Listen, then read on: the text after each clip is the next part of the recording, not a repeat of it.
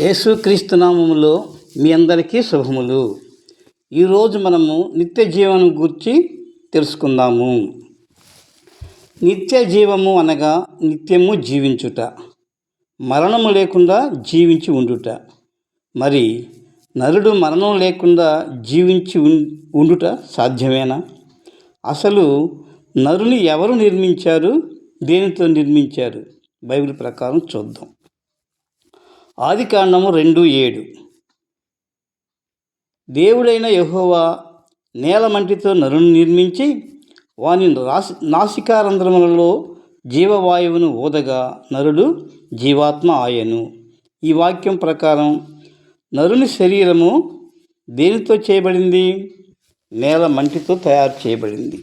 తరువాత దేవుడు నేలమంటితో చేయబడిన శరీరమునకు గల నాసికారంధ్రములలో జీవవాయువును ఊదగా నరునికి జీవము అనగా ప్రాణము, ఆత్మ వచ్చినాయి. కాబట్టి మనిషిలో శరీరము, ప్రాణము, ఆత్మ వచ్చాయి. ఇది దేవుడైన యెహోవా మనిషికి కలుగజేసింది. మనిషిలో ప్రాణము ఉన్నంతకాలము మాట్లాడగలుగుతాడు, నడవగలుగుతాడు, ఎన్నో పనులు చేసుకుంటాడు. మనిషిలో ప్రాణము ఉండగా కొంతమంది నా అంత గొప్పవాడు లేడంటారు. మనిషిలో నుండి ప్రాణము పోయిన తరువాత మనిషి చనిపోయాడు అంటారు.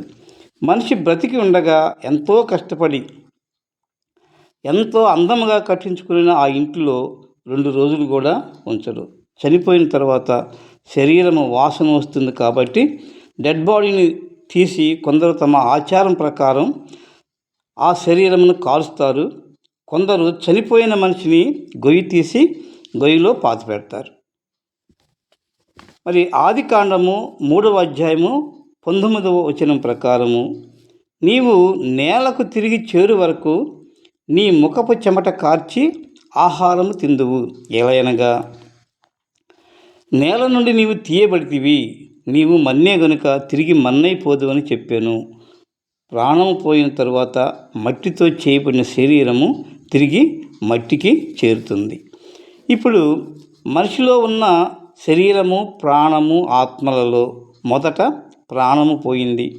తరువాత మట్టితో చేయబడిన శరీరము మట్టిలో కలిసిపోయింది. మిగిలింది ఇంకా ఏమిటి? ఆత్మ. మనిషిలో ఉన్న ఆత్మ ఎక్కడికి పోతుంది? అయితే మనిషి చనిపోయిన తరువాత అతనికి సంబంధించి ఏమీ ఉండదు అంటారు. మనము ఆ మనిషిని పూర్తిగా మర్చిపోతాం. కానీ ఇంకా మనిషిలో ఆత్మ మిగిలి ఉంది. ఈ ఆత్మను ఎవరు ఇచ్చారు? ఆదికాండం 2:7 ప్రకారం నరుని శరీరంలో జీవమును, ఆత్మను దేవుడైన యెహోవా ఇచ్చాడు. దేవుని తీర్పు తరువాత కొన్ని ఆత్మలు దేవుని దగ్గరకు వెళ్తాయి, కొన్ని ఆత్మలు నరకంలో పడవేయబడతాయి. నరకం చాలా భయంకరంగా ఉంటుంది. ఆ నరకంలో అగ్ని ఆరదు, పురుగు చావదు అని బైబిల్ చెబుతుంది. ఇక్కడ పురుగు అంటే ఆత్మ చావదు.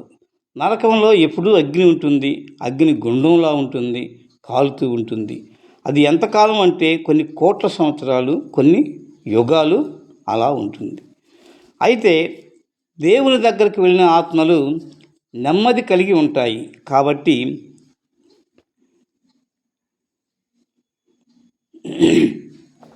దీనిని బట్టి మనకేం తెలుస్తుంది? చనిపోయిన తర్వాత కూడా మనిషికి జీవితం ఉంటుంది.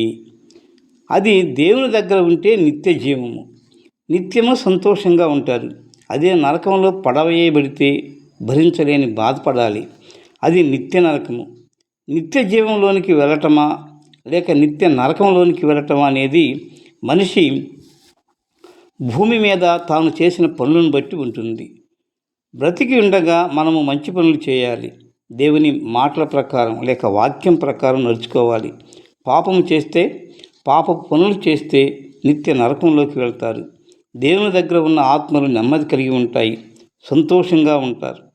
ఒకరికి ఒకరు హాని చేయరు. కాబట్టి మనం బ్రతికుండగా మనకు ఏది కావాలో తెలుసుకొని మన జీవితాన్ని మార్చుకోవాలి.